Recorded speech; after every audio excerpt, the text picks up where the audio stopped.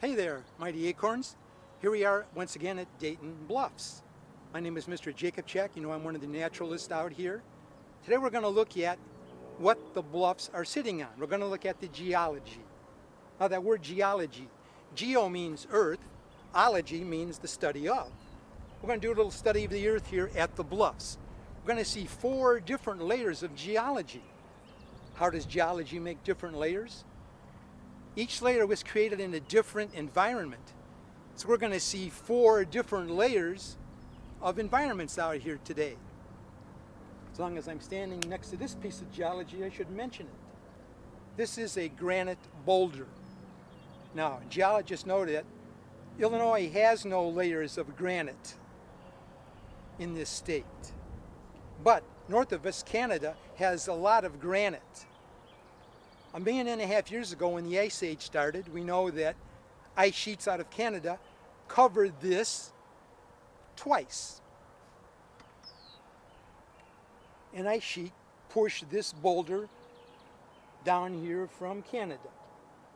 Very nice piece of granite. Well, okay, let's go take a look at the bluff. Well, here we are at the edge of one of our bluffs. Now, bluff is a term from geomorphology. And once again, geo means earth, morph means shape, ology, the study of. Geomorphology is the study of earth shapes. And you know many of these already. Mountain, valley, volcano, hill, valley, canyon, channel, arch. Well, bluff is one of those geomorphology terms. A bluff is a downward slope that ends at water. And this is a fantastic example of a bluff, sloping all the way down to the Fox River. Okay, let's go take a look at the soil.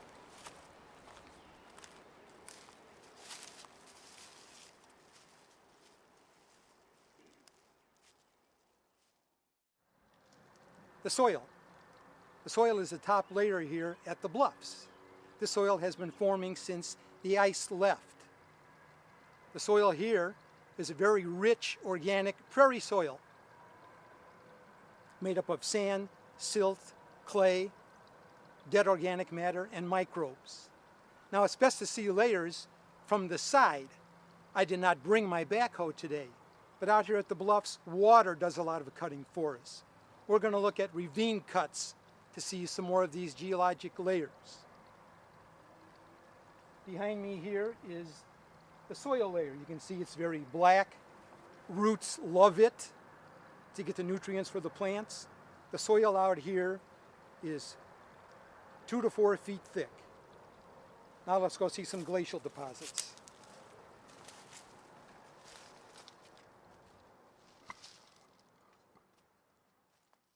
Okay, one more look at the soil here. From the other side of the ravine cut, you can see 4 feet of roots going all the way down to the bottom of the soil because roots love this prairie soil. Now we're going to move on to the Glacial Till. Okay, this ravine cut exposes a layer of Glacial Till below the soil. Till, T-I-L-L, is an unsorted mixture of boulders, rocks, sand, gravel, and clay. There is no organic matter in till. It's what the ice dumped here when it melted. There are some soil from above covering the till. You can see the roots there. But that reddish earth is the till. No roots in it because there's no nutrients. Till stands up like a cliff because of the clay content, but you can still dig through it with your hands. Okay, we're going to move further down the bluff.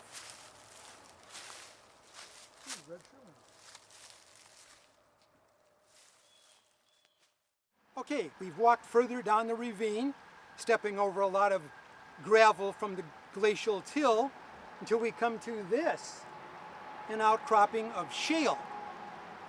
Shale is what geologists call mudstone. They don't like the word mudstone, they think it's too gross. But shale is a delta deposit. like the Mississippi River Delta at the bottom of Louisiana, dumping all of its bedload into the basin we call the Gulf of Mexico. As a river leaves its channel, it slows down in the basin. That means all of its bedload drops out. The sand drops out first, forming sandy beaches along the edges of the basin. As the water moves further out and gets slower, even the finest particles of mud settle to the bottom. And that's what we have here. Small horizontal layers of shale. The layers are probably built up by the tidal action of the basin, high tide, low tide, every day. Now, shale is a rock that's very soft, but it's always very flat and thin. It breaks easily, and you can often find some small fossils in this shale. Behind me here is a rusty chunk of shale that geologists call a book of shale, because you can see the individual pages. And then you can see the shale washing down the ravine. Now we're going to go to the bottom of the ravine and stop at the river. Well, here we are at the bottom of the ravine, a few creek bends away from the Fox River and very close to the Route 80 bridge going over the Fox. Behind me is the St. Peter Sandstone, the biggest rock unit out here. This sandstone stretches from northern Minnesota down to about St. Louis, and from halfway across Ohio to halfway across Iowa. It averages 50 feet in thickness and is usually more than 50 feet underground. This sandstone was first described by a geologist up in Minnesota, where it sticks out on the St. Peter River. They changed the name of the river to the Minnesota River, but this will forever be the St. Peter Sandstone. 98.5% pure white silica sand.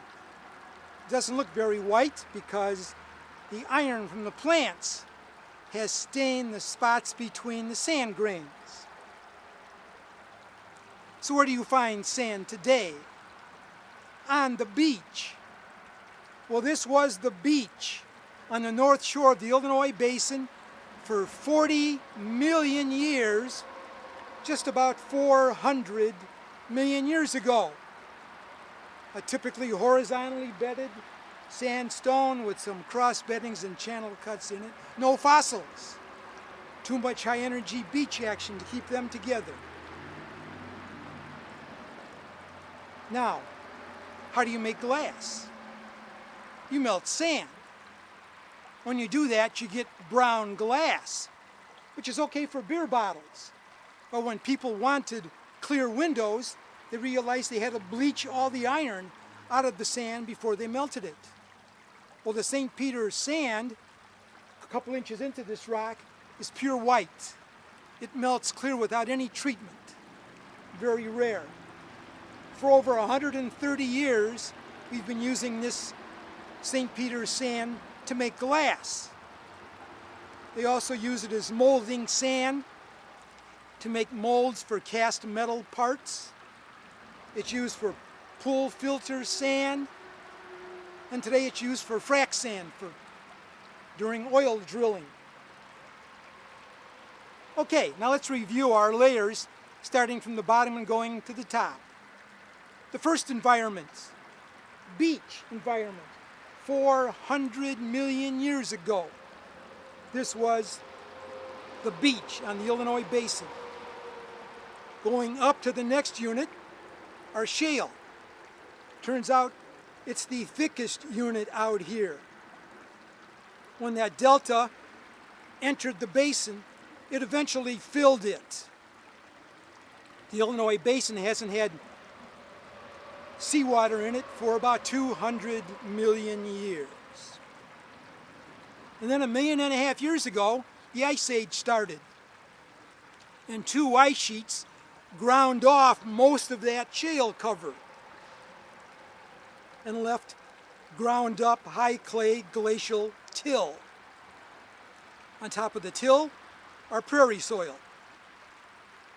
There's our four environments: beach, delta, glacial, and soil.